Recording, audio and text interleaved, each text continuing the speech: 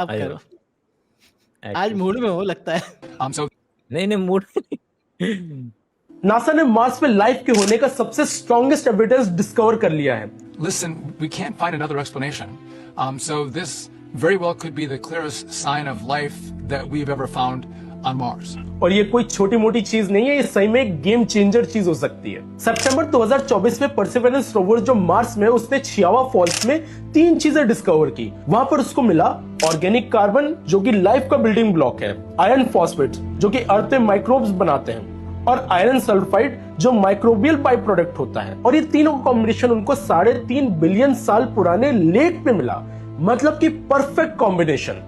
अब देखिए दोस्तों, इसके 2 पॉसिबिलिटीज हो सकती है। सिनेरियो 1 की लाइफ अर्थ के बियॉन्ड भी एग्जिस्ट करती है, और हो सकता है कि पास्ट में मार्स पे भी लाइफ हुआ करती थी। लेकिन सिनेरियो 2 ये भी हो सकता है कि कोई ऐसा नॉन बायोलॉजिकल प्रोसेस एग्जिस्ट करता हो जो कि ये तीनों चीजों को एक साथ बनाए। अब अगर लॉजिकली सोचा जाए तो वो एरिया जहां पर पानी एग्जिस्ट करता था, वहां पर वो सारी चीजें मिली जो अर्थ पे लाइफ का सिग्नेचर दिखाती है। ये बहुत ज्यादा कॉन्फिडेंस बढ़ा देती है कि मे बी वहां पर लाइफ थी, but as of now we can not say anything for sure. आगे टेस्टिंग के लिए सारे सैंपल्स कलेक्ट कर लिए गए, लेकिन हम लोग कंफर्मली तभी कह सकते हैं जब ये सारे सैंपल अर्थ पे आएंगे। अब उन सारे सैंपल्स को अर्थ पे लाने के लिए जो एस्टिमेटेड बजट है वो $11 बिलियन का है, जो कि 2035 से लेकर 2040 के बीच में होगा। लेकिन ये सारी चीजें कैसे होगी, नासा आगे क्या काम करने वाला है, ये सारी चीजें मैं आगे की वीडियोस में बताऊंगा, तो make sure to follow me for that. मुझे ये ऐसा लगता सारी है चीजें हम आज डिस्कस करने वाले हैं। हाँ नहीं, मुझे क्या लगता है कि अगर लोगों ने इंटरस्टेलर का बैकग्राउंड म्यूजिक नहीं लगाया ना, तो लोग मानने से इनकार कर देंगे भावी भविष्य में कि कुछ साइंस की रील है। मतलब यूनानिमसली इंटरस्टेलर ने जितना लोगों को बैकग्राउंड म्यूजिक दिया ना, साइंस वालों को, और राजन भाई से ज्यादा तो कौन ही जानेगा, नहीं राजन भाई? सही बात है भाई, मेरी तो चलाई ही उन्होंने। दादा उसको एक म्यूजिक वापस से उस पे कर दो। अब तो हम अपने एंकर हमको मिल चुका है कि हम क्या पर्टिकुलर चीज डिस्कशन करने वाले हैं। तो भाई पहला सवाल बहुत ज्यादा जरूरी, एलियन है? एलियन है?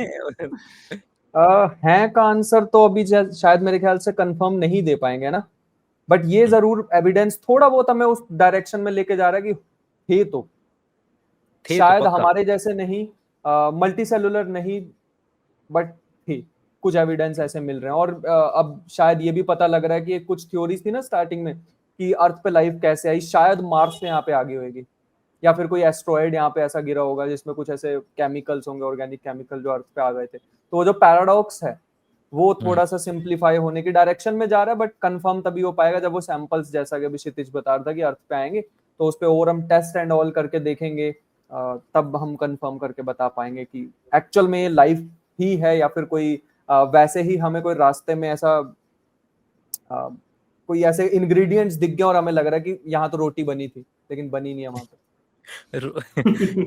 नाइस। हाँ नाइस। इसको बिल्कुल उस पे लेकर के चलते हैं, बिल्कुल नीचे। हमने बोला था ना डिस्कस करेंगे, नीचे वाले सिचुएशन से धीरे धीरे ऊपर की तरफ जाएंगे। वो आयरन फॉस्फेट और बाकी चीजें भी आएंगे, लेकिन वो सब चीजें बाद में।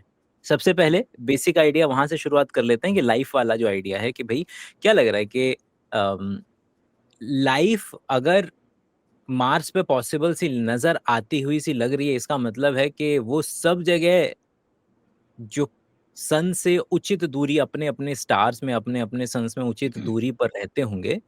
अब इस पर्टिकुलर सो कॉल्ड डिस्कवरी से ये बात ओपन हो जाती है कि भाई साहब वो सारे भी रेस के पार्ट हैं, वहां पर भी रेस लग रही है या लग चुकी होगी।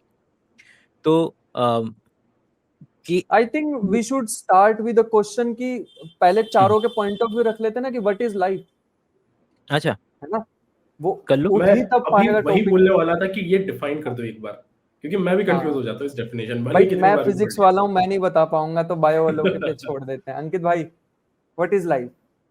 भाई इतना आसान होता तो ये लोग सबसे पहले वो नहीं कर लेते, बट खैर लाइफ के लाइफ के अंदर में जो, अगर मैं इन एविडेंस को बिल्कुल हटा दूं, अपने ब्रेन से ही हटा दूं इन एविडेंसेस को, क्योंकि ये तो केवल और केवल हम क्या कर रहे हैं, हम उन मॉलिक्यूल्स की तलाश कर रहे हैं जो धरती पर, जिनको हम लिविंग मानते हैं, उसके जैसी एक्सक्रीटरी प्रोडक्ट, उसके जैसे बाय प्रोडक्ट, उसके जैसे मेटाबॉलिक प्रोडक्ट हमें वहां मिल रहे हैं।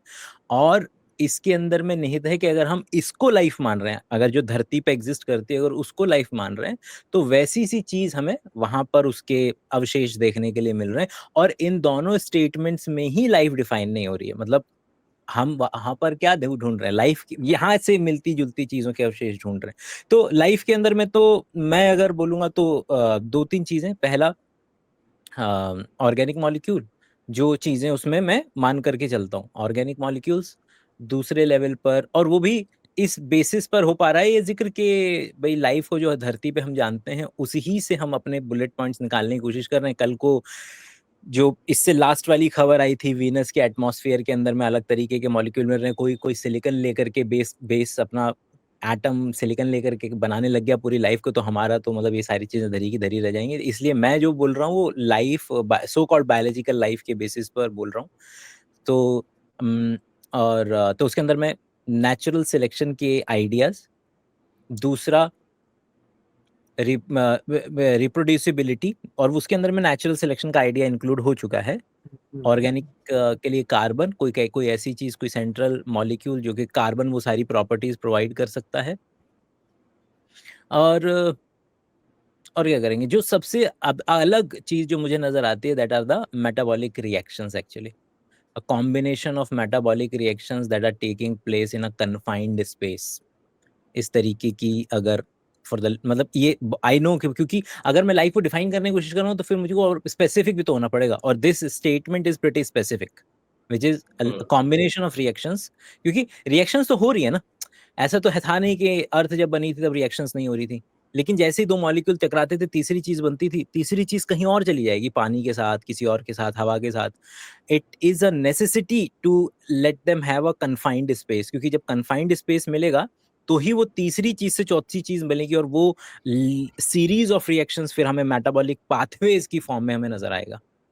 तो ये मेटाबॉलिक पाथवेज का प्रिकर्सर मुझे नजर आता है एक कन्फाइंड स्पेस में मेटाबॉलिक रिएक्शंस का हो पाना। मैं मेटाबॉलिक पाथवेज डायरेक्टली शब्द इस्तेमाल नहीं कर पाऊंगा, क्योंकि ऐसी चीजें हैं जो बिल्कुल रेजर थिन लाइन पर ओवरलैप कर रहे होंगे। इसलिए मेरे हिसाब से 3 चीजें, बेसिक ऑर्गेनिक केमिस्ट्री, मतलब ये इस तरीके के मॉलिक्यूल, दूसरा reproducibility which encapsulates the idea of natural selection, और तीसरा एक कंफाइंड स्पेस के अंदर में नंबर ऑफ मेटाबॉलिक रिएक्शंस जो होती हैं, ये जब टिक मार्क होंगी तो मैं इसको लाइफ में कंसिडर करूंगा। यानी कि अगर मैं सिर्फ रिप्रोड्यूसिबिलिटी की बात करूं, अगर देयर इज सर्टेन थिंग जो रिप्रोड्यूस कर रही है तो केवल उस एस्पेक्ट के बेसिस पे हम लोग उसे लाइफ नहीं बोल सकते शायद। क्योंकि रिप्रोड्यूसिबिलिटी के बेसिस पे दोनों की एक्सेप्शन मौजूद हैं। ऐसी चीजें जो रिप्रोड्यूस नहीं कर सकती बट लाइफ है, और ऐसी चीजें जो नॉन लिविंग है बट सो कॉल्ड रिप्रोड्यूस करती हैं, और that is ideas do have sex, ideas do have like, जिस तरीके से दो माइट रेडली का आइडिया है ये कि आइडियाज किस तरीके से दो एग्जिस्टिंग आइडियाज जब सेक्स करते हैं एक नया आइडिया एग्जिस्टेंस में आ सकता है। और इवोल्यूशन ऑफ एवरीथिंग जो किताब है वो इसी बारे में है ना, कि किस तरीके से जो नेचुरल सिलेक्शन और भी ज़्यादा फंडामेंटल आइडिया है, वो केवल लाइफ को एक्सप्लेन नहीं करता, वो लाइफ के अलावा बहुत सारी चीज़ों को एक्सप्लेन करता है। वो कौन सी वीडियो वायरल जाएगी से लेकर के आइडियाज़ कौन से सिलेक्ट होंगे से लेकर के बहुत सारी चीज़ें एक्सप्लेन करता है। जैसे कि आइडियाज़, निकोलस नसीम तालिब का एक लेक्चर है, उसके अंदर मैं देख रहा था, तो उसने बोला कि हम लोगों को लगता है हम कितने स्मार्ट हैं। दुनिया में पिछले कई सौ सालों से बैग चल रहे हैं, और जब से हम बोलते हैं कि आदि मानव ने सबसे पहले किसका आविष्कार किया था, 2 चीजें हम बोलते हैं कि व्हील का आविष्कार किया था और आग का आविष्कार किया था। और अभी पिछले 50 साल से पहले भी, मतलब 50 साल तो बहुत पहले की बात है, 30 साल पहले भी आपको रेलवे स्टेशन पे पहिए वाले बैग्स नहीं नजर आएंगे, और आज की तारीख में आपको जो बगैर पहिए वाले बैग्स हैं वो बहुत कम नजर आएंगे। ऐसा कैसे हो गया, ये ही सेज, ऐसा कैसे हो गया कि दो इतने बेहतरीन आइडिया ऑलरेडी एग्जिस्ट कर रहे हैं, कि बैग का आइडिया एग्जिस्ट कर रहा है, ओके, व्हील का आइडिया एग्जिस्ट कर रहा है, ओके, लेकिन कभी भी लोगों ने इन दोनों चीजों को मिला करके नहीं सोचा कि भाई ये दोनों मिला करके एक नया आइडिया एग्जिस्टेंस में आ सकता है कि तुम बैग पे व्हील लगा के ले करके भी जा सकते हो। तो आइडियाज डू हैव सेक्स। तो इसलिए आपके क्वेश्चन, मतलब जो हम एक्सप्लोर करने की कोशिश कर रहे हैं कि किन्नर भी हैं जो कि लिविंग है लेकिन रिप्रोडक्शन नहीं कर सकते। अगर कोई इम्पोर्टेंट है, रिप्रोडक्शन नहीं कर सकता, बच्चे पैदा नहीं कर सकता। तो मेरे पास ऐसे एग्जाम्पल भी मौजूद हैं जो रिप्रोडक्शन नहीं कर सकते लेकिन लाइफ है, लिविंग है। और ऐसे एग्जाम्पल भी मौजूद हैं जो कि रिप्रोड्यूस कर सकते हैं but they will not categorically come in to life. I think एक पैरामीटर के बेसिस पर हम किसी को लिविंग या डेड नहीं बोल सकते, नॉन लिविंग नहीं बोल सकते। बेसिकली बहुत अब देखो कितना ज़्यादा मुश्किल है किसी एक बहुत सबसे बेसिक सवाल का जवाब देना जो एक पहली या दूसरी के बच्चे को पढ़ाया जाता है। सबसे पहले जो यही तो पढ़ाया जाता है कि लिविंग और नॉन लिविंग में क्या फ़र्क है। पर उसी सवाल का जवाब सच में अगर कोई देना चाहे तो सबसे मुश्किल सवाल है दुनिया का कि लाइफ क्या होती है। पॉसिबल ही नहीं है, क्योंकि मैं एंजाइम को लाइफ नहीं बोल सकता। जो आउटसाइड सेल भी वो रिएक्शन कैरी आउट कर रहा है, वो एक चीज से दूसरी चीज को बना रहा है किसी ना किसी तरीके से, पर वो लाइव नहीं है। वायरस को मैं लाइफ नहीं बोल सकता क्योंकि वो बाहर में वो एक पार्टिकल की तरह बिहेव कर रहा है। जैसे ही सेल के अंदर या किसी होस्ट के अंदर गया, वो जबरदस्त एकदम ऐसा फट लाइफ के सारे सिग्नेचर्स को फॉलो कर रहा है। तो बहुत मुश्किल सवाल है ये, बट बेसिकली ऑर्गेनिक बेसिस पर, जैसे अंकित भाई ने बोला कि ऑर्गेनिक बेसिस पर हम कह सकते हैं, क्योंकि हमने वही देखा है। तो जैसे जो हम एक गांव के एक छोटे से घर के लोग हैं जो एक पूरे यूनिवर्स को देखकर कह रहा है कि अच्छा लाइफ यही होती है, हमें तो इतना ही पता है। तो हमें इतना ही पता है, इसलिए हम इसी बेसिस पर कह रहे हैं कि ऑर्गेनिक होनी चाहिए, कार्बन बेस्ड होनी चाहिए, क्योंकि कार्बन दूसरों के साथ कनेक्ट हो सकता है, बड़े बड़े मॉलिक्यूल बना सकता है, उन बड़े मॉलिक्यूल से और बड़े चीजें हो सकती हैं, रिएक्शन हो सकती हैं, और वो आपस में सिग्नल भी कर सकती हैं। वो भी एक बहुत बड़ा इंपॉर्टेंट फैक्टर है कि आपस में जो कोऑर्डिनेट करना कि भाई मैं इधर हूँ तू उधर है, आपस में मिलकर किस तरीके से केमिकल रिएक्शन कर लें या उनको किसी भी तरीके से आगे बढ़ा दें।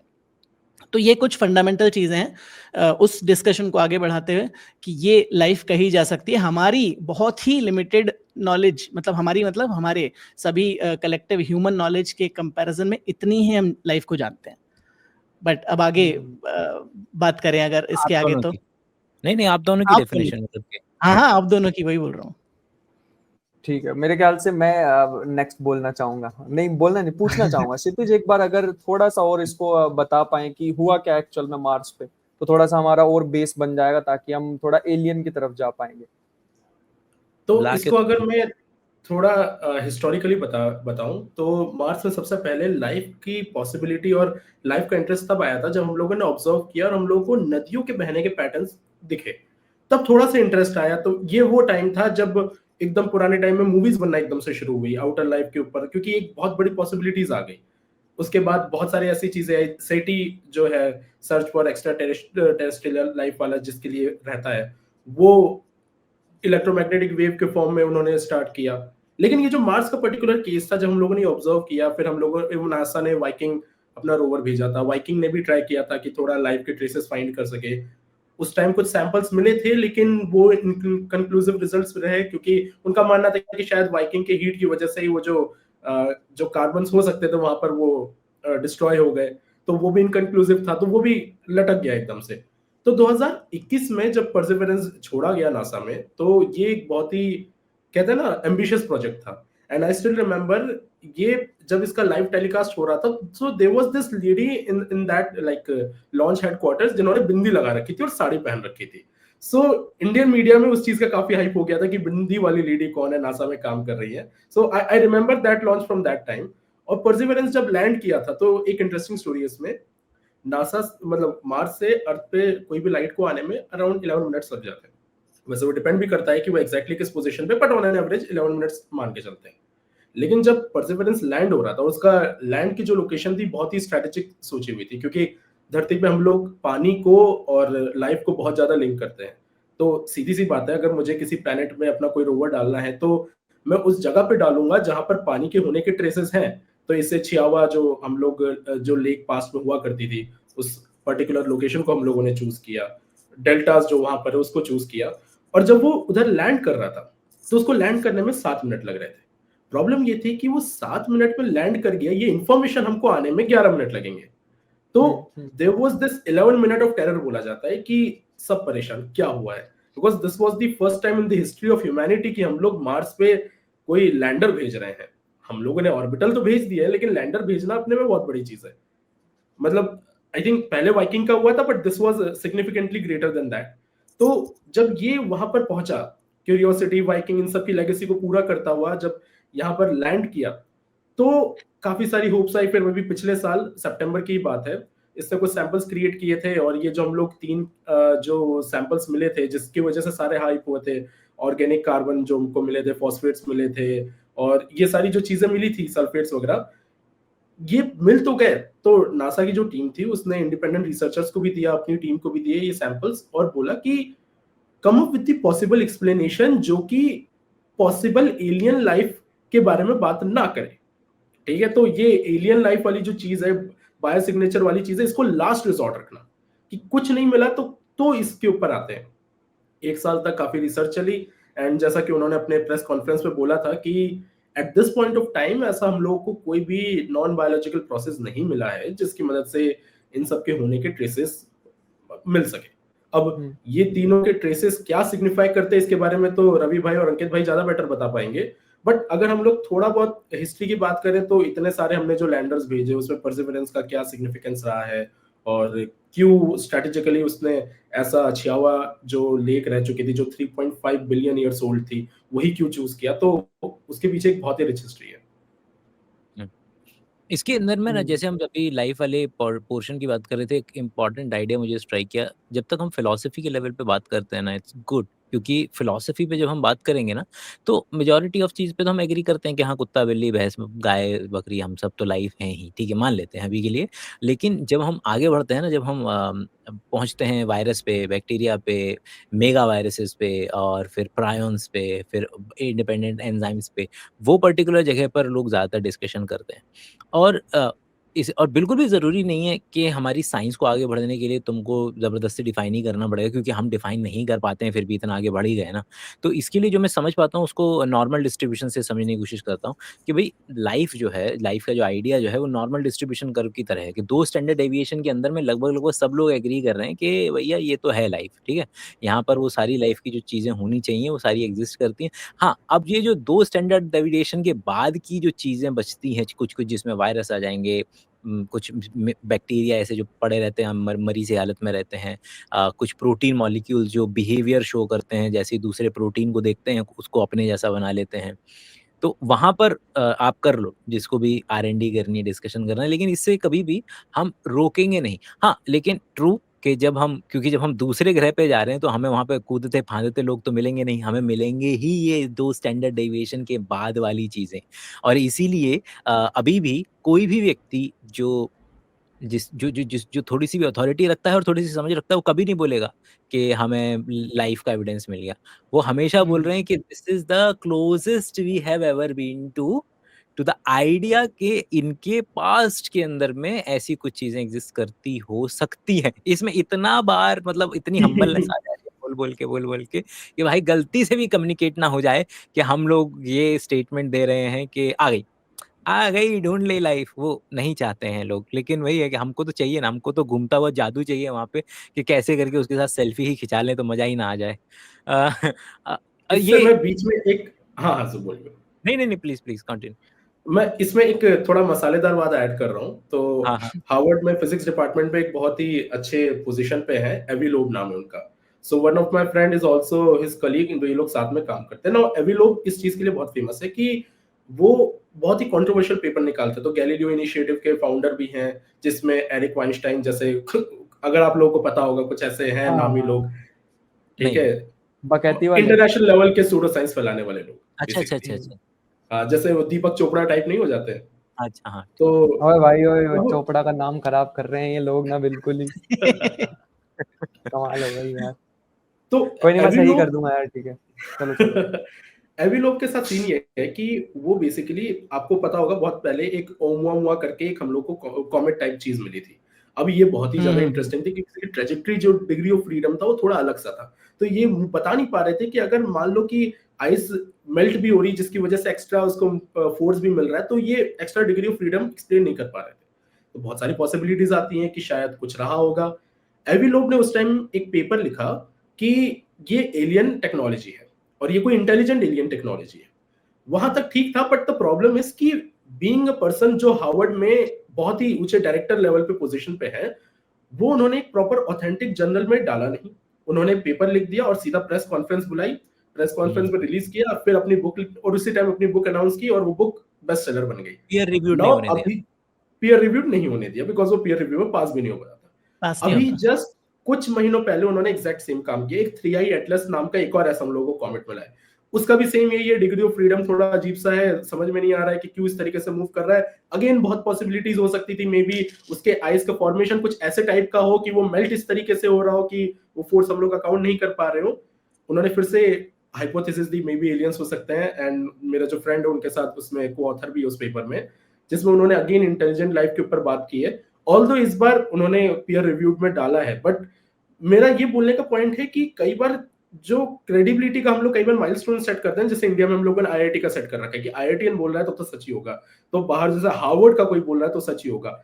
इस क्रेडिबिलिटी के माइलस्टोन पे पहुंचने के बाद जब लोग ऐसी चीजें करते हैं, वहां से फिर एलियन को लेकर बहुत अजीब अजीब नैरेटिव भी आ जाते हैं, बिकॉज अब हार्वर्ड का कोई इतना बड़ा फिजिसिस्ट ऐसी बातें कर रहा है तो अब मासेस को यही लगेगा कि this is what main stream scientist think, तो वो एक बहुत ही अजीब सा नैरेटिव चला जाता है। नहीं, आईआईटी की बात तो मैं भूल चुका हूँ, क्योंकि यहाँ पर बहुत सारे ऐसे आईआईटीएन बैठे हुए हैं जो स्यूडो साइंस पेडल कर रहे हैं, जिसके बारे में हम सब जानते हैं। आप मैं नाम नहीं लूंगा, आप गूगल कर लीजिएगा।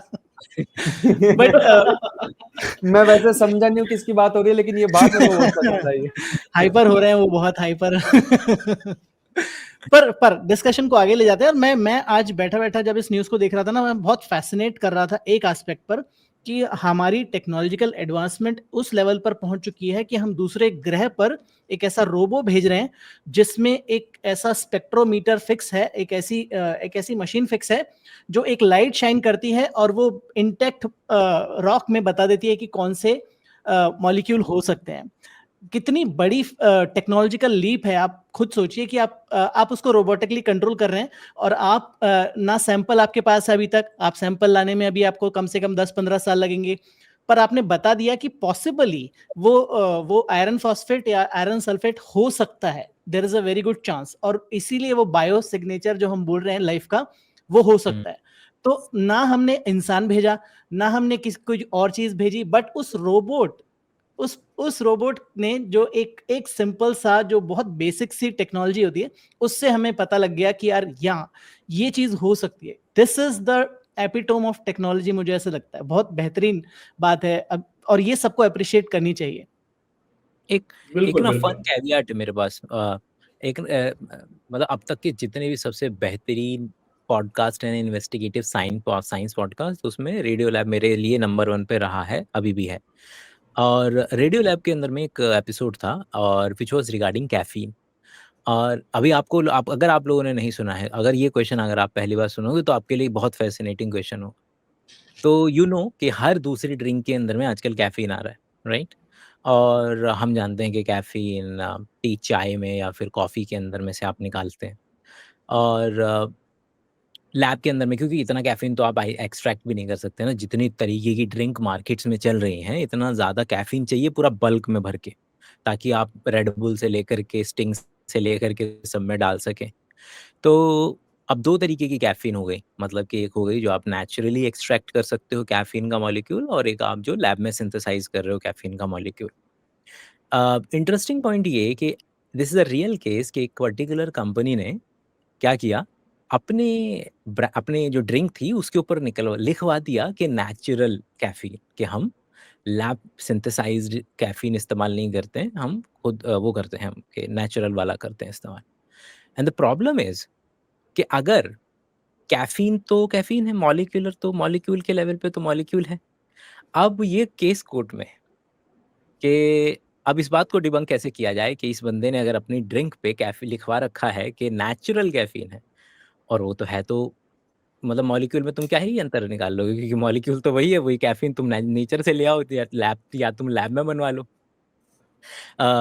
तो ये पर्टिकुलर क्वेश्चन मेरा दिमाग खराब किया था। Turned out there is a valid scientific answer for it which is totally linked with today's discussion point, which is कि जो कैफीन लैब में सिंथेसाइज होती है वर्सेस जो कैफीन आपके नेचुरल सोर्सेस से मिलती है। तो जो नेचुरल सोर्सेस से मिल रही है उसमें आप क्या करोगे, वो तो अभी की अभी उठा देते हो, अभी आपने कॉफी बीन्स ली उसमें से निकलवाओगे।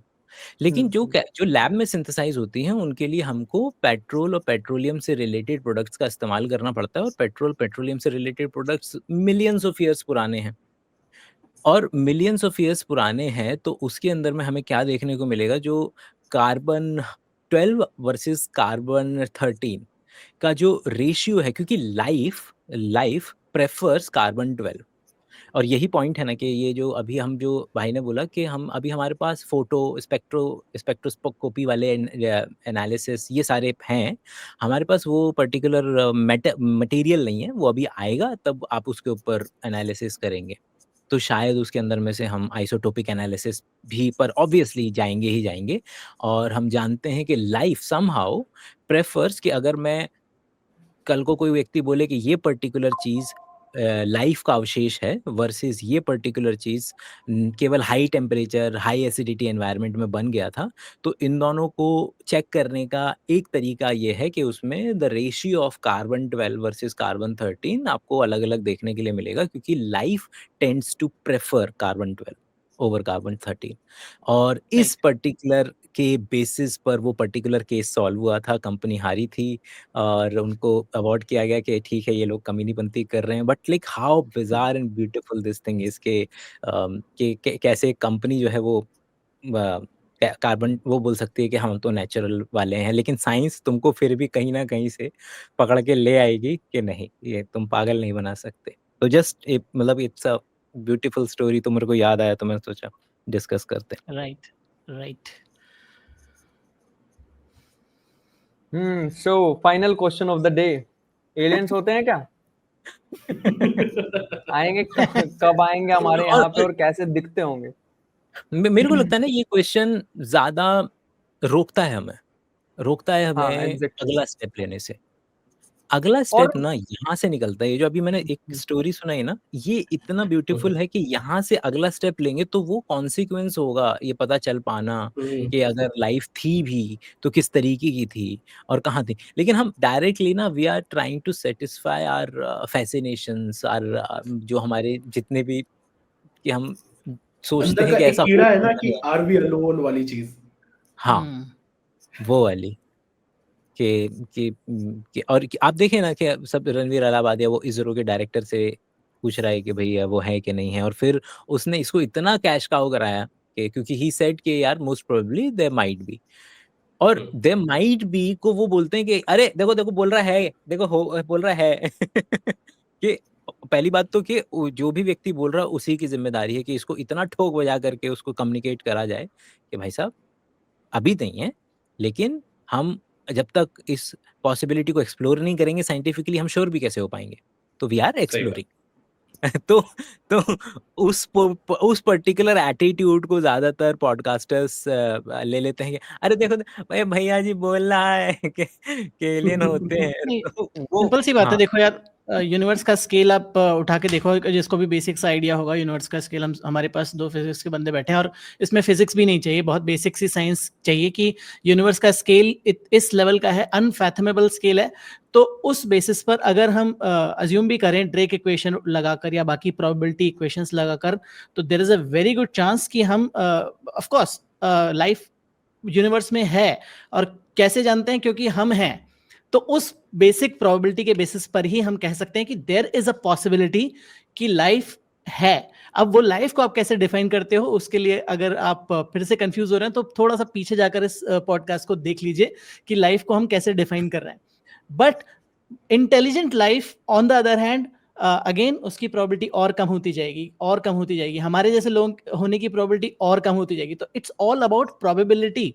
बट एक और बहुत अच्छा चांस है कि हम अगर है भी लाइफ तो हम उस लाइफ से कभी मिल ही नहीं पाएंगे। It's a very good chance, क्योंकि इतना ज्यादा दूरी है हमारे बीच में और बाकी गैलेक्सी, हम इंटर गैलेक्टिक बात कर रहे हैं, इतनी ज्यादा दूरी है कि हम नहीं मिल पाएंगे उन लोगों से, कभी पॉसिबल ही नहीं है। ना वो हमसे मिलेंगे ना हम उनसे मिलेंगे, हम भी मरेंगे वो भी मरेंगे, बात खत्म। तो इतना तो बेसिकली हर किसी को पता है या होना चाहिए। नहीं, बाकी इसमें लेकिन अंकित भाई मैं एग्री नहीं हाँ करूंगा, क्योंकि वो वाले पर्टिकुलर आइडिया से, क्योंकि द मोमेंट वी से कि हम नहीं मिलेंगे, पीपल विल स्टॉप थिंकिंग। लेकिन अभी आप देखें कि लोगों ने वो वाले आइडियाज एंटरटेन करने शुरू किए, ऑल्दो वो अभी थ्योरेटिकल लेवल पर ही हैं कि किस तरीके से कि आप क्या कर सकते हैं कि इस तरीके से लिमिट क्रॉस कर पाए जो नेचर ने सो कॉल्ड हमारे ऊपर रखी हुई है, विदाउट क्रॉसिंग द विदाउट मतलब हम तोड़ तो क्या ही पाएंगे लॉज को, but somehow we can find some kind of a loophole, क्योंकि नेचर हमने करा है हमेशा, हमने खुराफाती हम रहे हैं। हम कौन यार, मतलब कि समझ रहे हो आप कि हमें जीपीएस लोकेशन चल रही है, हम इस वक्त 4 लोग 4 अलग-अलग जगह बैठ करके एक कैमरे के ज़रिए बात कर रहे हैं, मतलब ये कोई मतलब सोच भी सकता था 100 साल पहले कि ऐसा कुछ जादू है, इतना तगड़ा जादू कर देंगे हम लोग। तो इसलिए मैं उसके ओपननेस पे हमेशा बोलते हैं ना कि एक और किताब है व्हिच इज़ रैशनल ऑप्टिमिस्ट, कि be rational but be optimist at the same time, क्योंकि वो ऑप्टिमिज्म से नए हॉराइजंस खुलेंगे, नए क्वेश्चंस के आंसर देंगे। क्योंकि ये इस स्टेटमेंट के बेसिस पे तो हमें रोवर छोड़ना भी नहीं चाहिए था, समझे? है ना? नहीं, है ना? कि अगर ये स्टेटमेंट हम मेरे एग्जिम स्टेटमेंट को तोड़ मरोड़ के पेश किया जा रहा है। मैं इसकी कड़ी निंदा करता हूँ।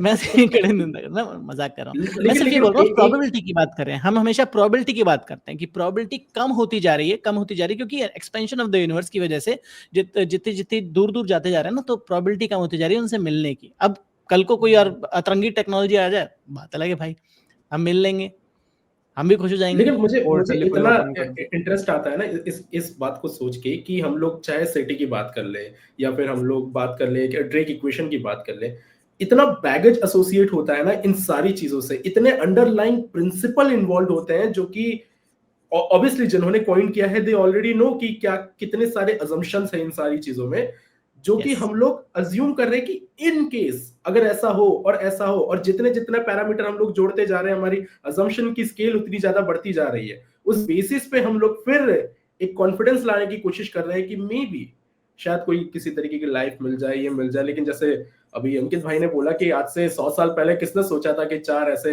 लौंडे लोग बैठ के इस तरीके से बात कर रहे होंगे। तो इस लेवल का अनइमेजिनेबल चीजें मिल जाती है, इस लेवल का ऑप्टिमिज्म आ जाता है। और राइट। बड़ी अच्छी सी चीज लाइक पढ़ी थी मैंने एक जगह पे कि हम लोग हमेशा से ये बोल देते हैं कि देखो लाइट की स्पीड से तेज कुछ नहीं जा सकता, तो हम लोग ये चीज नहीं कर सकते, वो नहीं कर सकते, दुनिया भर की चीजें। हाउ डू वी नो कि लाइट की स्पीड से तेज नहीं जा सकते? One good reason is because हम लोगों ने कई बार टेस्ट किया है, नहीं जा सकते। लेकिन वो टेस्ट हम लोगों ने अपने एक लिमिटेड दायरे में किया है। हमको ये नहीं पता ना कि हमारे एक पर्टिकुलर बबल के बाहर लॉज ऑफ फिजिक्स चेंज हो रहे हैं कि नहीं हो रहे हैं। यस वी कैन से कि हम लोग गैलेक्सीज को देख रहे हैं, हम लोग वो देख रहे हैं, लेकिन वो भी हो सकता है कि हमारे उस बबल में आ रहा हो। एक कॉस्मोलॉजी में बहुत ही अच्छी थ्योरी है, बबल यूनिवर्स थ्योरी। उसमें बेसिकली ये बोला जाता है कि जब ब्रह्मांड की उत्पत्ति हो रही थी, तो ब्रह्मांड बहुत छोटे छोटे बबल्स में बटा हुआ था। हर बबल के अपने लॉज ऑफ फिजिक्स थे। अब हुआ ये कि जब भी दो बबल्स में टकराहट होती थी, तो एक बबल के लॉज ऑफ फिजिक्स डोमिनेट कर जाते थे बाकी सब बबल में। तो अभी एक अजम्पशन ये है कि मे बी वो जो बबल जिसने लॉज ऑफ फिजिक्स को पूरा डोमिनेट कर दिया, आज हम लोग हमारा ऑब्जर्वेबल यूनिवर्स कह रहे हैं, जिसमें सो हम लोग फंडामेंटल पार्टिकल्स की हम प्रॉपर्टीज देख पा रहे हैं। But how do we know कि ऐसा दूसरा बबल अभी एग्जिस्ट नहीं करता होगा? मे बी वो इतना डोमिनेंट होगा कि अभी हमसे टकरा जाए। Very wild idea, but the point is कि लॉज ऑफ फिजिक्स के दायरे के अंदर हम लोग ऐसी चीज निकाल पा रहे हैं जो लॉज ऑफ फिजिक्स के बाहर जा रही है। तो अगर हम इस नजरिए से सोचे तो ऑप्टिमिज्म किस लेवल पे आ जाता है फिर। और ये मेरे को तो ये ख्याल इतना परेशान करता है कि फिजिक्स अभी जो लिमिटेड अंडरस्टैंडिंग में फिजिक्स के अनुसार हम स्पीड ऑफ लाइट से तेज नहीं जा सकते, ओके?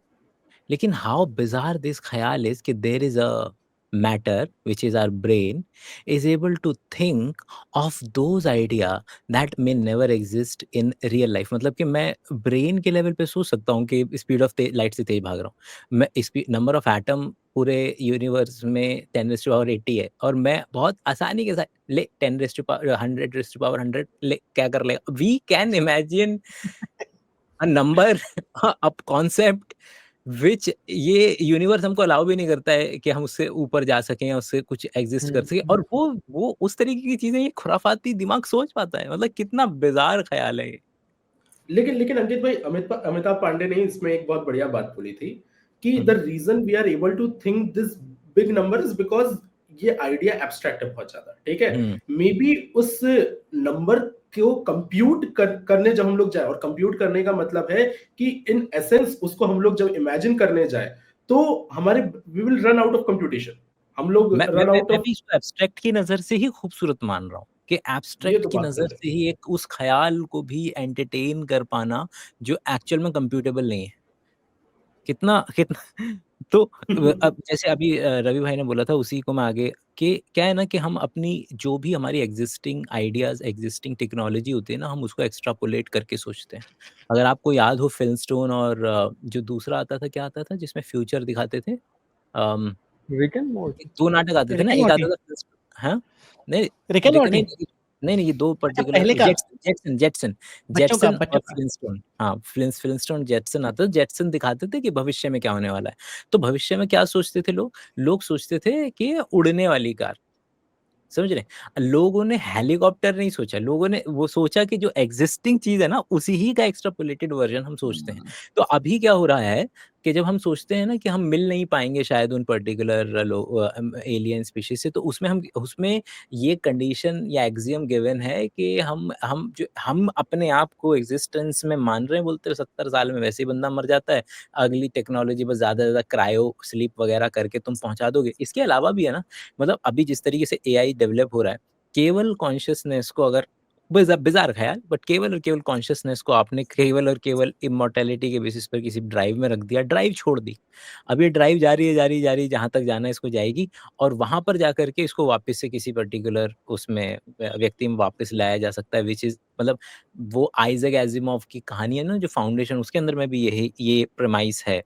क्योंकि हम क्या करते हैं, जो एग्जिस्टिंग चीज़ें मौजूद हैं उसी का एक्सट्रापोलेशन सोचते हैं, और जब जब चीज़ें निकल के आती है ना, जैसे कि ये बहुत इम्पोर्टेंट है कि आप 1800-1700 के न्यूज़पेपर के फ़ोटोज़ देखोगे, 1895, क्योंकि 1900 वहाँ मतलब सेंचुरी चेंज हो रही है, तो लोग सोचते थे कि क्या हो सकता है? तो लोगों ने मालूम है क्या सोचा कि पोस्टमैन रॉकेट लगा करके, बैकपैक पे रॉकेट लगा करके चिट्ठियाँ देने जा रहा है, क्योंकि लोग उसी आइडिया का एक्सट्रापोलेशन सोच सकते हैं ना।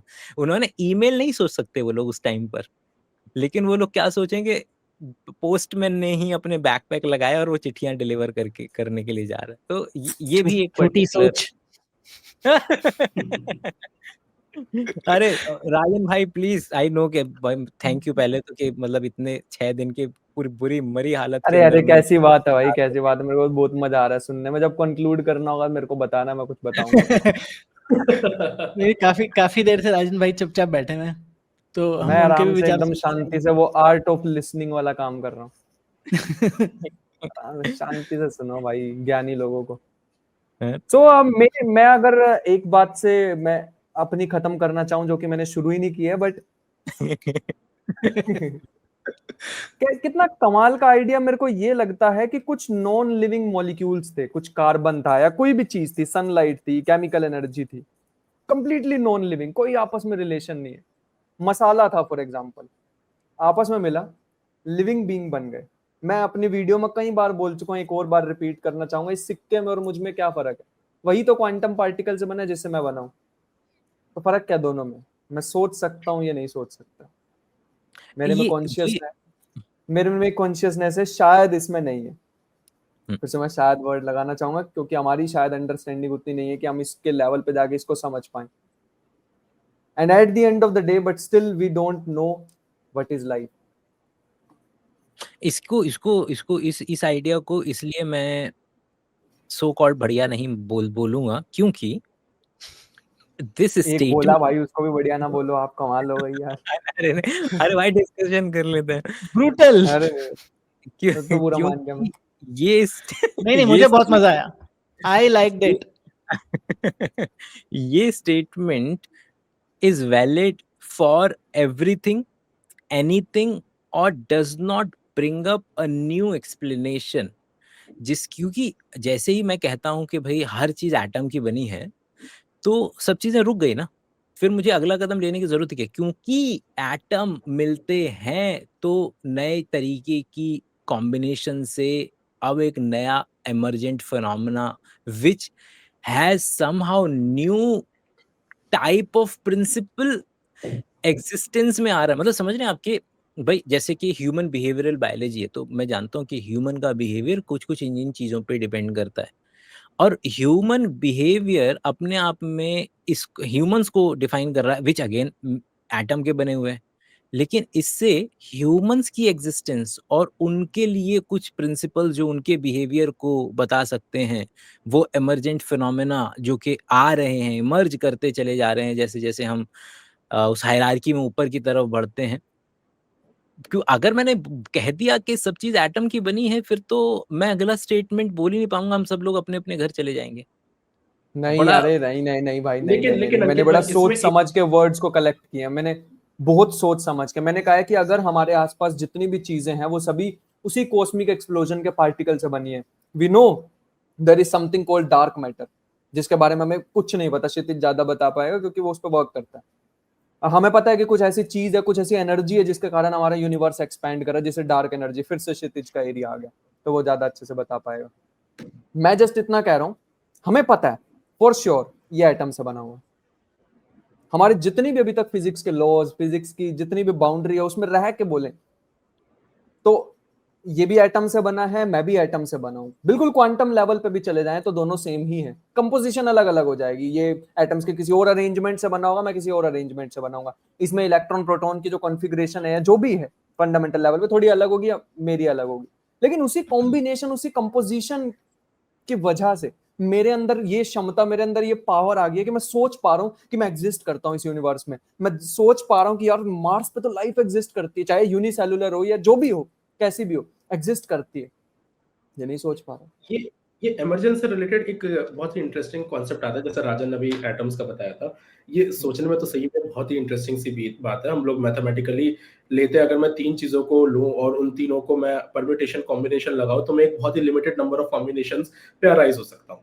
यहाँ पर जब मैं बात करता हूँ, जैसे हमारी करंट जो अंडरस्टैंडिंग है, स्टैंडर्ड मॉडल से हम लोग बने हैं, टोटल जितने पार्टिकल्स हैं, उनमें से भी हम लोग देखा जाए जो हमारा पूरा एटम है वो 3 पार्टिकल से बना हुआ है, जिसमें जिसमें electron up proton. Quark, down quark और इलेक्ट्रॉन, फंडामेंटली ये 3 है। चलो वो पार्टिकल फिर आपस में इंटरैक्ट कर रहे हैं, जिसमें थोड़े एक्स्ट्रा और वेरिएबल्स आ गए, तो हमारे नंबर ऑफ कॉम्बिनेशन के चांसेस बढ़ गए। अब यहाँ पर चीजें इंटरेस्टिंग हो जाती हैं, जहां पर अंकित भाई जैसे अभी इमरजेंस के बारे में बात कर रहे थे, कि ये जो 3 पार्टिकल्स हैं, जो कुछ पर्टिकुलर और 2-3 पार्टिकल्स की मदद से एक दूसरे से इंटरैक्ट कर रहे हैं, इनके बीच में थोड़े वेरिएशन आए।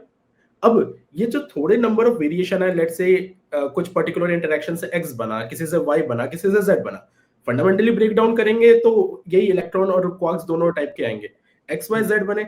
अब इन x y z को मैं थोड़ा अलग टाइप से करूं, कंबाइन करूं, तो वो एक लेवल ऑफ कॉम्प्लेक्सिटी आई। तब मैं हो सकता है कि एक वर्जन ले आओ, x11 x22 x33 y11 y22 y33। So my point being here is कि इन्हीं 3 पार्टिकल से, जिनसे कुछ हम लोग पर्टिकुलर टाइप से इंटरेक्शन कर रहे हैं, एक छोटी सी कॉम्प्लेक्सिटी ले आते हैं, फिर उस छोटी सी कॉम्प्लेक्सिटी को अलग अलग कॉम्बिनेशन में कंबाइन करके एक थोड़ी अलग लेवल की कॉम्प्लेक्सिटी ले आते हैं। और ये इस तरीके से समझा जा सकता है कि एक ही एटम में जब हम लोग इलेक्ट्रॉन्स के नंबर को चेंज कर देते हैं, तो वो किस लेवल पे उसकी केमिकल प्रॉपर्टी बदल देता है, या फिर एक बिल्कुल न्यूक्लियस के अंदर प्रोटॉन या न्यूट्रॉन का नंबर चेंज कर देता है, तो उसकी फिजिकल बिल्कुल प्रॉपर्टी ही अलग कितनी चीज बदल। बनती है। हाँ। फंडामेंटल लेवल पे हम लोगों ने बहुत छोटी सी चीजें चेंज की है।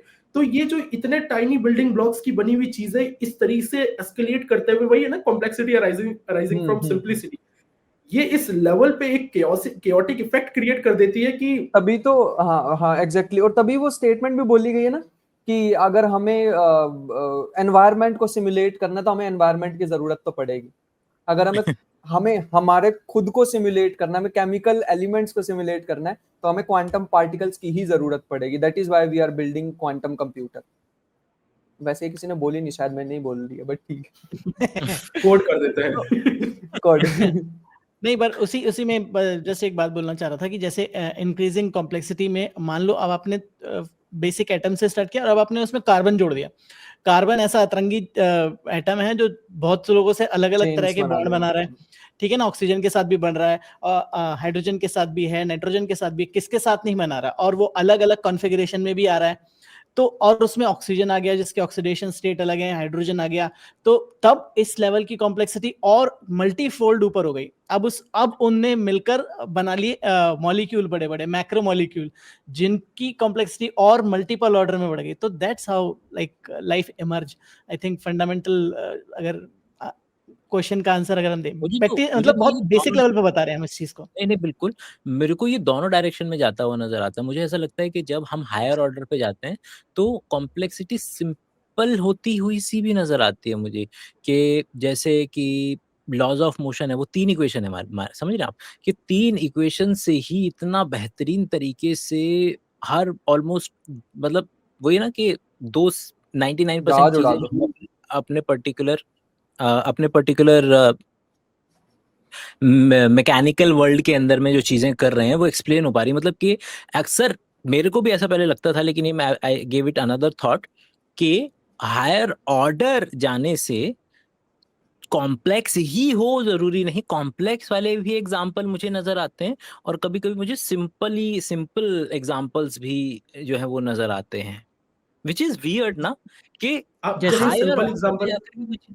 जैसे हाँ मतलब मैं सिंपलिसिटी का एग्जांपल, ये कि क्या नाम है कि भाई आप जाते जा रहे हैं क्वांटम मैकेनिक्स से चलते चलते कहाँ पर पहुंचे जा करके मैकेनिकल वर्ल्ड में, और हमारे वर्ल्ड मैकेनिकल में वर्ल्ड में 3 इक्वेशंस ही काफी हैं सारा का सारा मोशंस एक्सप्लेन करने के लिए। नहीं लेकिन अंकित छोटा भाई सा मोशन, उस छोटा केस सा में अगर सबसेट। हम लोग वही बात कर रहे हैं ना कि हमारी अगर इच्छा है कि ब्रह्मांड को समझने की, तो उस केस में वो चीज काम नहीं करेगी, बिकॉज देखा जाए तो वो गलती से एक केस में वो चीज हो जा रही है। मतलब मैं आपको बताता हूँ मैं किस डायरेक्शन से आ रहा हूँ। जैसे जनरल रिलेटिविटी में एक हम लोग पढ़ते हैं आइंस्टाइन फील्ड इक्वेशन, ठीक है, बड़ी एलिगेंट सी इक्वेशन है। बस एक सिंपल सा अंडरलाइंग प्रिंसिपल है कि जो मैटर होता है वो एनर्जी को बताता है, वो बेसिकली स्पेस टाइम से बिहेव करता है। एनर्जी बेसिकली, मैटर भी नहीं बोलूंगा, एनर्जी और स्पेस टाइम दो हमने फंडामेंटल चीजों के इंटरेक्शन ले लिए हैं। अब इक्वेशन में अगर हम लोग बात करेंगे, कोई देखना चाहेगा अगर, तो उसमें टी म्यू न्यू करके आता है, जिसमें बस ये जो एनर्जी है, ये एनर्जी आपस में कैसे इंटरैक्ट कर रही है, ये आपस में कैसे बिहेव कर रही है, और इसकी मदद से ये हमारे जो ब्रह्मांड का स्पेस टाइम हम लोग जिसकी बात करते हैं, ये किस तरीके से बदल रहा है, ये कैसे हो रहा है। जैसे राजन भी बता रहा था, क्रिस्टोफर सिंबल पढ़ रहा था जब हम लोग ये सारी चीजें निकालते हैं। तो यहां से अगर हम लोग देखें, एक बहुत ही छोटा सा प्रिंसिपल लेकर चले, और उस प्रिंसिपल से अब हम लोग इमर्ज होते होते बहुत ही कॉम्प्लिकेटेड आइडियाज पे आ गए। अब इस आइडिया पे आने के बाद मेरे पास पर्टिकुलर कुछ प्रॉब्लम्स आती हैं। उन प्रॉब्लम को समझने के लिए, क्योंकि मैं एक इंसान हूं, क्योंकि मेरे पास माध्यम बहुत ही लिमिटेड है, तो मेरी मजबूरी हो जाती है कि मैं उसमें बहुत सारे कंस्ट्रेंट्स डाल दूं, और उस कंस्ट्रेंट की मदद से मैं एक मॉडल को लेकर आता हूं, और उस मॉडल से अपने, कहते हैं ना, ब्रह्मांड की नॉलेज को बढ़ाने की कोशिश करता हूं। But the only problem is कि अगर मैं ब्रह्मांड को समझना चाह रहा हूं, तो पहले तो इसमें भी मैं दो डायरेक्शन में चला जाऊंगा। या तो is it the true nature of the universe कि हम लोग को हमेशा eight the end of the day एक ऐसी एलिगेंट चीज मिल जाए, एक ऐसी कहते हैं ना सिंपली एक्सप्लेनेशन मिल जाए जो चीजों को एक्सप्लेन कर पाए, एग्जैक्टली पैटर्न वगैरह मिल जाए। और अगर ऐसा नहीं है तो यहाँ तो फिर हम लोग फिर चीजों को अज्यूम कर करके हमारे लिमिटेशंस की वजह से चीजों को समझने की कोशिश कर रहे हैं। सो इट्स लाइक कि चीजें सिंपल नहीं है, लेकिन क्योंकि कुछ पर्टिकुलर डायरेक्शन में इजी हो जा रही है। इसका मैं एक छोटा सा एग्जांपल लूंगा, थोड़ा सा और टाइम लेके, बस जैसे आराम से पार्टिकल्स को हम लोग, हाँ, पार्टिकल्स को हम लोग कोलाइड कराते हैं, और बहुत ही ज्यादा ही उसमें लाइक अलग अलग रिजल्ट्स आते हैं, अलग अलग कोलिजन्स होते हैं। हैवी आयन कोलिजन की हम लोग बात करते हैं। इसमें हैवी आयन कोलिजन में जो मेन पार्टिकल्स की कोलिजन की हम लोग स्टडी करते हैं वो क्वार्क्स होते हैं। अब ये क्वार्क्स के अंदर क्या चल रहा है, ये क्वार्क्स की डेंसिटी, इसकी जो डेंसिटी फंक्शन है कैसे वेरी कर रही है, इट टर्न्स आउट हमको नहीं पता। तो हम लोग एक सिंपल सा अजम्पशन ले लेते हैं कि अगर एक पानी की बूंद होती, तो पानी की बूंद का डेंसिटी फंक्शन कैसा होता, और वही सेम डेंसिटी फंक्शन हम लोग क्वार्क के लिए अप्लाई कर देते हैं। इट टर्न्स आउट कि बहुत सारे रिजल्ट सही आ जाते हैं, लेकिन there are other alternate models जो कि उस डेंसिटी फंक्शन को थोड़ा सा चेंज कर देते हैं, और वो थोड़े से चेंज से मेरे 98% जो मेरा ऑब्जर्वेशन है वो तो सेम होता है, लेकिन जहां पर मुझे डिस्पैरिटी मिल रही होती है वो जगह वेरी कर जाती है। तो अगर देखा जाए तो मेरे ब्रह्मांड को समझने का माध्यम बता रहा है कि मैं किस तरीके से चीजों को समझ पा रहा हूं। मैं जो आ रहा था वो आ रहा था एक्सप्लेनेशन के नजरिए से कि जब हायर ऑर्डर्स क्रिएट्स होते हैं, चाहे हम क्वांटम से फिर एटम, एटम से फिर मॉलिक्यूल, मॉलिक्यूल से फिर organic molecule, hence up until biome वगैरह जो भी जाना है हमें यूनिवर्स। तो जब जो लाइक मे बी क्योंकि मैं खुद एक्सप्लोर कर रहा हूँ, खुद I am not sure about these ideas, तो आई एम शेयरिंग इट कि मैं आ रहा हूँ not from the simulation but from the explanation perspective, कि किस तरीके से कि जब मैं किसी हायर ऑर्डर में जा रहा हूँ तो वहां पर ऐसा शायद आई वाज एक्सपेक्टिंग कि भाई जैसे जैसे ऑर्डर भरता होगा चीजें कॉम्प्लेक्स होती होंगी तो उनको समझना या उनको एक्सप्लेन करने के लिए और ज्यादा कॉम्प्लेक्सिटी एग्जिस्टेंस में आएगी। बट इट टर्न्ड आउट कि नहीं, मेरे पास ऐसे एग्जांपल्स मुझे मिल पा रहे हैं कि भाई आप जीरोथ लॉ ये देख चीज को मैंने कौन सी हीट कहाँ से कहाँ चली जाएगी, बस कि भाई वो इतना सा है कि कोलिजन के बेसिस पे मैं बता सकता हूँ कि अच्छा इधर से इधर चली गई। वो एक्सप्लेनेशन इतना सिंपल और वन लाइनर है एज कम्पेयर टू जब मैं नीचे क्वांटम वर्ल्ड की बात कर रहा हूँ, वहां पर कभी कभी मेरे को तो आपने जितनी चीजें बोली उसमें से आधी तो मेरे को आइडिया, आधी क्या मतलब 80% आइडिया ही नहीं है कि वो क्या चीज थी कैसे, but I was trying my level best to understand them. ये मैं बस I was just trying to correct myself कि मैं एक्सप्लेनेशन के पर्सपेक्टिव से आने की कोशिश कर रहा हूँ कि we can have simpler explanation even at higher order. मैं बोलूं कुछ? प्लीज। नहीं नहीं भाई पूरा बोले भाई, तो कुछ क्यों बोलना है? नहीं, मैं कुछ ही बोलूंगा भाई, पिछली भी आपने गलत प्रूव कर दी मेरी थ्योरी। ये प्रूफ की बात में डिस्कशन चल रहा है। यही तो डिस्कशन का मजा है, मसाला। एक बार क्या हुआ कि मैं एक बुक में पढ़ रहा था, बड़ा स्टैंडर्ड सा जोक है, शायद आप लोगों को हंसी ना आए, क्षितिज को आ जाए सिर्फ क्योंकि हम फिजिक्स वाले हैं। इससे Physics आगे में एक बड़ा बेइज्जती कर दी standard हमारी। देखा, बीच बीच में रोस्टिंग भी चालू है। तो फिजिक्स में एक बड़ा स्टैंडर्ड सा जोक चलता है और वो मैं शेयर करना चाहूंगा। वो जोक कुछ ऐसे है, किसी भी फिजिकल थ्योरी, कोई भी थ्योरी है, उसकी सक्सेस आप बता सकते हो कि वो नंबर ऑफ बॉडीज कितनी हैंडल कर सकता है। एग्जांपल से बता, एक बार लाइन एक बार और। हाँ हाँ ठीक है ठीक है। कोई भी फिजिकल थ्योरी कितनी सक्सेसफुल है फिजिक्स में, वो बता सकते हो कि वो कितनी नंबर ऑफ बॉडीज को हैंडल कर सकता है एक साथ। जैसे हमें नहीं पता थ्री बॉडी प्रॉब्लम को कैसे सॉल्व करें यूजिंग न्यूटन्स इक्वेशंस। इसका मतलब लिमिट आ गई ना, 3 बॉडीज तक तो भाई खत्म हो जाएगी वो थ्योरी, हमें नहीं पता उसके बाद कैसे यूज करें।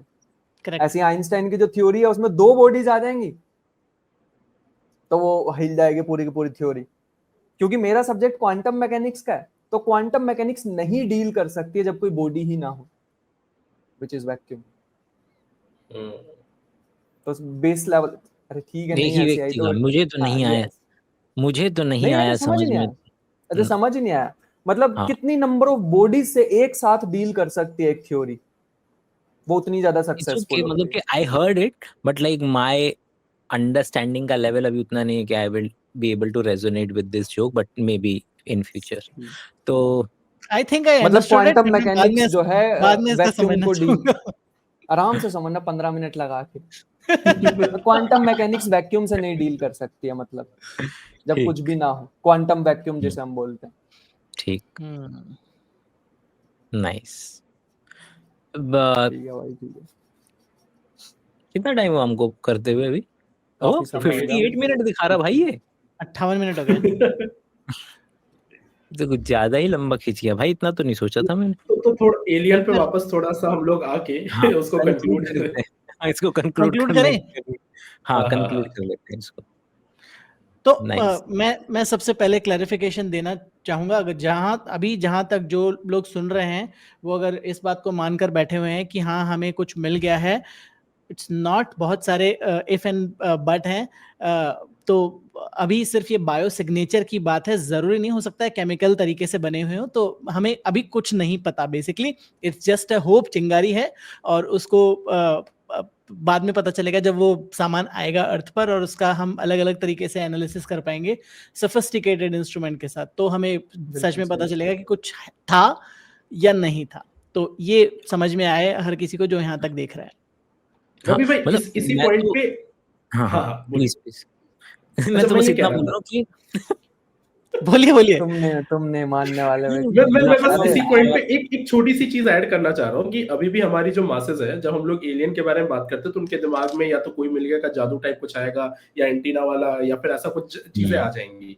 अब एक तरीका है कि हम लोग सीधा बोल दे कि एलियन जरूरी नहीं ऐसे नहीं दिखने चाहिए, लेकिन मैं चाहता हूं कि आप लोग थोड़ा सा एक लेवल ऑफ कॉम्प्लेक्सिटी में जाए और डिटेल थोड़ा सा उसको समझाए कि क्यों हमारा ये अज्यूम करना कि एलियन इस तरीके के दिखते होंगे, इतने फैमिलियर स्ट्रक्चर जो हम इमेजिन कर सकते हैं, ये इतना इम्प्लॉसिबल है। इम्पॉसिबल नहीं, लेकिन इम्प्लॉसिबल है।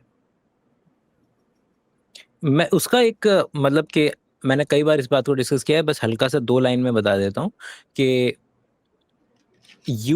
हम जितनी भी इंटेलिजेंट लाइफ हम देखते हैं वो यूकैरियोटिक लाइफ है, प्रोकैरियोटिक नहीं है। और अगर वो यूकैरियोटिक है तो यूकैरियोट बनने के लिए एंडोसिम्बाइज्म मतलब कि 2 पर्टिकुलर सेल्स को साथ में आकर के रहना पड़ा था, और that particular event took place 4.5 billion सालों के अंदर में केवल 3 बार हुआ। इसलिए इस बात की संभावना हमेशा बहुत अच्छी रहती है कि आपको मिल जाएगी, भर के मिलेंगी लाइफ, लेकिन वो इंटेलिजेंट मतलब मल्टीसेल्युलैरिटी हो पहले, और जो इवेंट अर्थ पे सबसे best of the best condition होने के बावजूद जो चीज़ 3 बार हुई, क्योंकि वो तीसरी बार अभी पिछले साल ही आया है, उससे पहले तो 2 बार ही थी। आपका क्लोरोप्लास्ट को लेकर के objection my lord, objection my Please. Lord.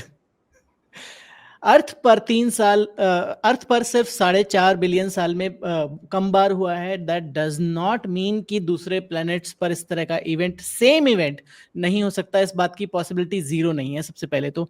दूसरी चीज की जो लाइफ की शुरुआत है वो मान लीजिए हमारे यहाँ पे थोड़ा तुक्के से हो गई कि मल्टी सेल, एक बड़ी सेल ने छोटी सेल को खा लिया, या वो दोनों आपस में मिल गए किसी तरीके से कि मेरा काम भी चल जाए तुम्हारा काम भी चल जाए। पर ऐसा भी हो सकता, अगेन हम हो सकता है वाली सिचुएशन में है यहाँ पर, क्योंकि हमें पता नहीं है, इसलिए ऐसा भी हो सकता है कि direct there are other pathways of life जो सीधे डायरेक्ट सिंथेसाइज कर सकते हैं हायर ऑर्डर को, पर उसके बारे में उसका मैकेनिज्म इम्प्लॉजिबल, अगेन और ज्यादा पॉसिबिलिटी कम होती जाएगी। तो मैं इस बात से इनकार नहीं कर रहा हूं कि नियर जीरो हो, बट डेफिनेटली जीरो नहीं है। तो बस नहीं, इतनी सी मैंने तो बात कहना बिल्कुल भी नहीं कहा कि नियर जीरो है। इस बात की हम तो खेलते ही संभावना शब्द पे हैं। हाँ, उसके अलावा हमारी बिल्कुल। औकात क्या है कि हम कोई स्टेटमेंट दे भी पाएं। लेकिन अपने आप में जहाँ सबसे बेहतरीन कंडीशंस थी वहां पर ही अगर कोई पर्टिकुलर इवेंट 3 बार ही नजर आ रहा है, और उसमें से भी जो 2 बार ही कंसिडर कर लो आप उसको भी, क्योंकि हम लोग माइटोकॉन्ड्रियल ईव जो शब्द बोलते हैं, विच इज टेलिंग यू के सब लोग वहीं एक जगह से निकल करके जा रहे हैं। तो इसलिए इस तरीके की जब हमें मिलेंगे ना मार्स पे, हमें आगे जाकर के और भी अच्छे एविडेंसेस मिलेंगे, तो हमें पता संभवतः है, मुझे लगता है कि बोल देंगे हम कि सीना ठोक करके भावी भविष्य में कि थे भाई, पानी वानी है, एविडेंस भी है, और इतना टेंजिबल एविडेंस हमें मिल गया है कि हम कह रहे हैं कि थी लाइफ कभी।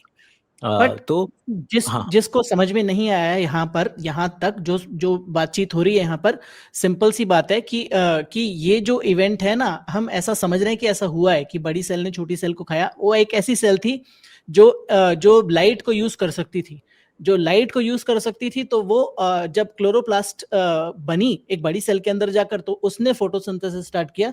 जब वो फोटोसिंथेसिस स्टार्ट हुआ तो उससे फिर बाकी सारी चीजें, बाकी उसकी और कॉपीज बनती चलेगी। तो ये मैं समझाना चाहूंगा। अगर आइडिया अगर आप देखें तो it was the central idea. मेरे ख्याल से आपकी बात को एग्री करते हुए मैं एक कदम आगे जा रहा हूँ कि the central idea is the transfer of electron.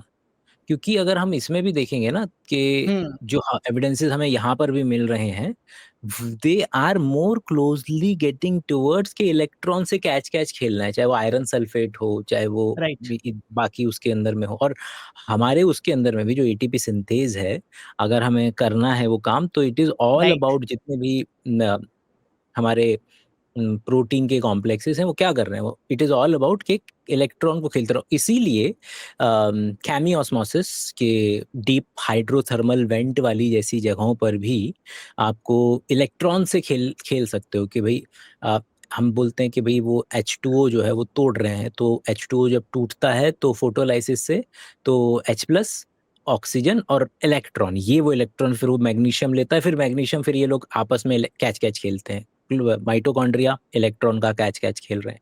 यहाँ तक कि ये वाले जो एविडेंसेस थे वो भी इसी पर्टिकुलर डायरेक्शन में जा रहे थे कि जब नीचे लाएंगे तो देखेंगे कि कैच कौन खेल रहा है, कैसे खेल रहा है, विच ऑल्सो टेल्स अस कि does it have a biotic origin और एबायोटिक ऑरिजिन, के वो भी हमें थोड़ा सा पता चल पाएगा। और ये जो लाइफ का जो सिग्नेचर है ना, एटीपी सिंथेस, जिस पर मैं थोड़ा एक्साइटेड हो गया, वो इतना इम्प्रॉबेबल चीज है कि भाई प्रोटॉन के फोर्स से वो मोटर चल रही है उल्टी डायरेक्शन में, तो कुछ हो रहा है, तो एटीपी बन रहा है। इट इज सो बिजार, मैं जब इसको पढ़ा पहली बार तो मैंने कहा यार ये नहीं हो सकता, ये मजाक कर रहा है कोई कि ऐसा पॉसिबल नहीं है। तो पर ये है, और इट इज दैट्स वाई शायद अगर कोई नॉन साइंटिफिक इंसान जो एवोल्यूशन को भी देखता है वो कहता है नहीं ऐसा तो नहीं हो सकता, जबकि ऐसा ही है। It is so improbable, it is so kind of seemingly science fiction कि कोई देखता है तो कहता है कि नहीं यार ऐसे तो नहीं हो सकता, पागल बना रहे हो तुम तो, पर हुआ ऐसा ही है। अब साइंस फिक्शन से भी ज्यादा खूबसूरत होता है, वो हमें पता नहीं है बेसिकली। तो यहाँ पर वही वाली बात है, क्या करें, और it is what it is. One idea is also which is very central, जो कि मैं डिस्कस नहीं किया, which I wanted to explore, the idea of polymerization, कि ये इतना ज्यादा एटम से शुरू हो जाता है, और एटम से शुरू होकर के आप देखें तो पॉलीमराइजेशन मतलब ह्यूमंस तक में आपको देखने के लिए मिल जाएगा। और हर स्टेप पे कार्बन की चेन बना लो, फिर उसके बाद अमाइनो एसिड्स की चेन बना लो, ग्लूकोज की चेन बना लो, मतलब polymerization is also those fundamental interesting fascinating ideas, जो कि चाहे क्रिस्टलाइजेशन में भी अगर देखोगे तो crystallization is also some kind of a polymerization ना, मतलब कि चीजें एक खास ऑर्डर में एक दूसरे एक के पीछे लगी चली जा रही हैं, be it a covalent bond और not, but somehow they are able, क्योंकि जिस तरीके से हम जब बोलते हैं ना प्रोटीन को लेकर के कि भाई क्रिस्टलाइज तो प्रोटीन होते हैं, लेकिन फिर वायरस भी क्रिस्टलाइज होने लगे, फिर बोले यार क्रिस्टलाइजेशन तो it's such a specific property of non living atom, मतलब कि जो कॉपर सल्फेट होता है उसके क्रिस्टल्स बनते हैं बेहतरीन। फिर हम अगर अंदर जाते हैं तो हम हीमोग्लोबिन के फिर हमने क्रिस्टल्स बनाते हैं। फिर देखा कि यार ये तो वायरस भी जो है वो क्रिस्टल बना रहा है, एक तरफ ये डिजीज कॉज कर सकता है और दूसरी तरफ क्रिस्टलाइजेशन कर रहा है कॉपर सल्फेट की तरह। तो ये वही बिल्कुल मतलब ओवरलैपिंग वाली जो चीजें हैं। कोई तो था बहुत अच्छा, बहुत रेपिटेटिव नाम है, मैं भूल रहा हूँ, but she actually drawn a very nice parallel किसको लेकर के कि अंडे की जो जर्दा होता है, तो उसको अगर आप ज़्यादा देर उबाल दो तो उसके बाहर में वो ग्रेइश ग्रीनिश एक कवरिंग वो आ जाती है, कवरिंग से आ जाती है। तो अंडे को अगर आप ऐसे काटो तो बिल्कुल वही शेप बन रही थी जो कि हमें वहाँ मिल रही है, कि किस तरीके के सेंटर है एक, वहाँ से ऐसी चीज़ें फैल रही हैं, एक रिम बनती है which is different from the बाहर का जो मटेरियल है उससे अंदर का मटेरियल अलग है, which is telling you some kind of exclusivity. तो वो आइडिया भी मेरे को उतना अच्छे से नहीं चमक पा रहा था, बट लाइक वेरी फैसिनेटिंग। मेरे को लग रहा है कंक्लूड करते करते फिर निकल लिए हम। देखो दोस्तों, ऐसा है कि ये ऐसा टॉपिक है जिस पर हम पूरी रात बैठ सकते हैं, मैं तो बैठ सकता हूँ एक के बाद एक चीजें डिस्कस करने के राजन साथ भाई में। बोल रहे चुपचाप से बंद करो, मेरा चलो बिस्तर यार, बना हाँ, दो। मैं तो भाई कुर्सी से भी नहीं उठूंगा, यहीं गिर जाऊंगा, देखना नीचे।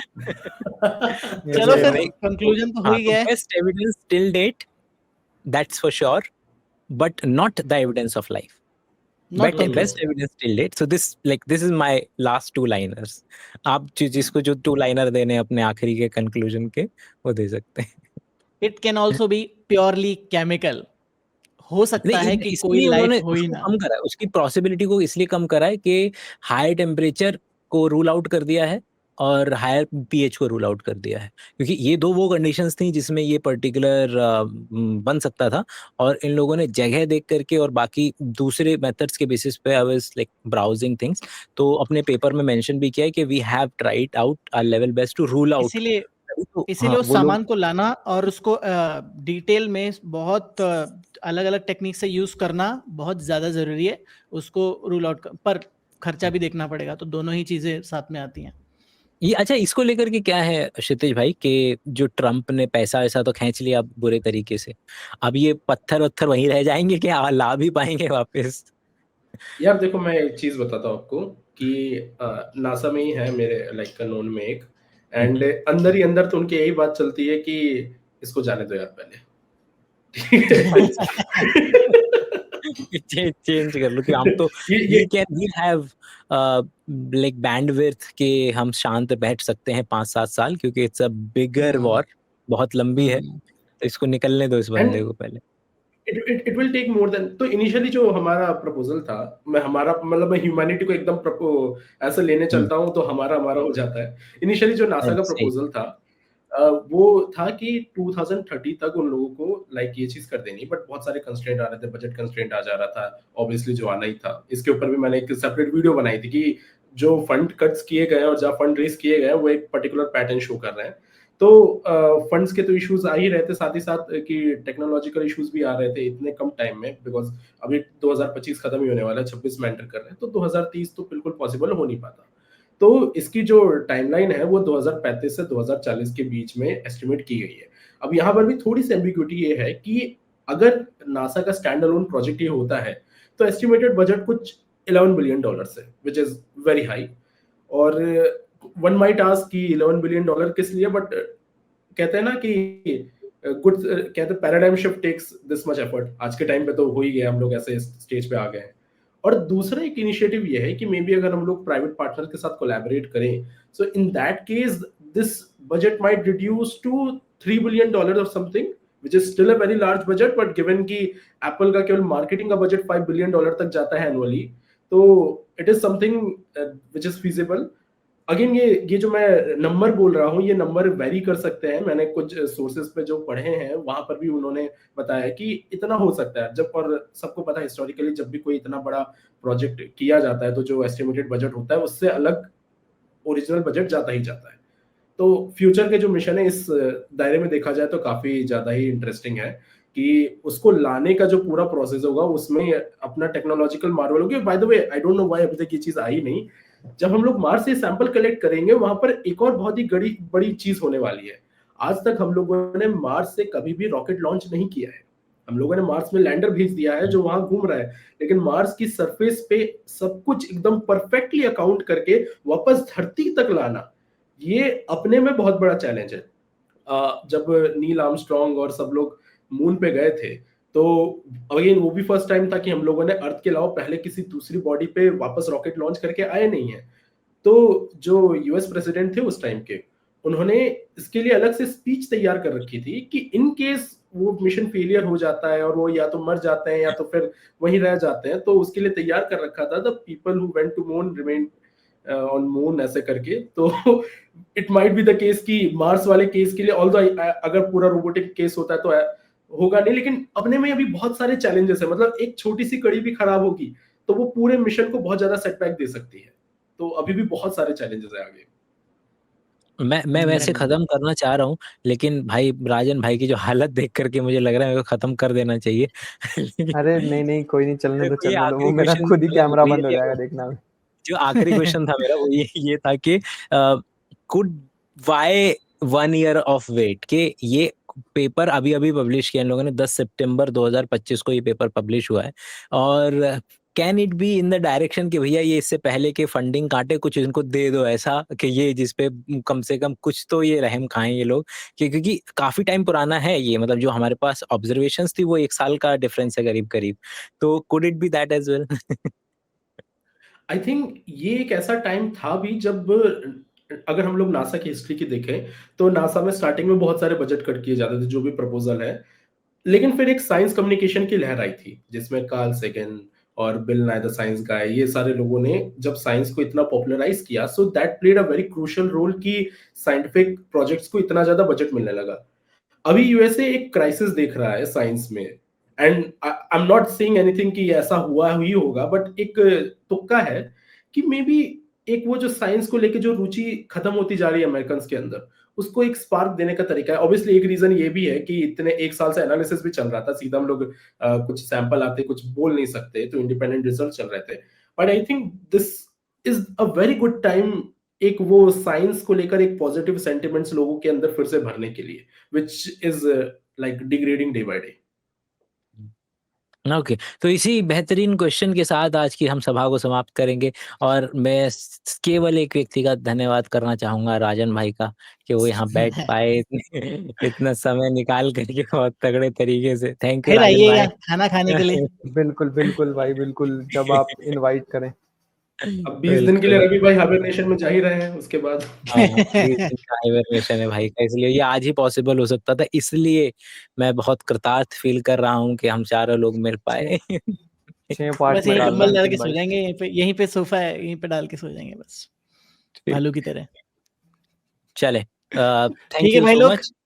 बाय बाय, धन्यवाद मिलते हैं, आने बाय। के लिए और बात करने के लिए। Bye. Thank you so much.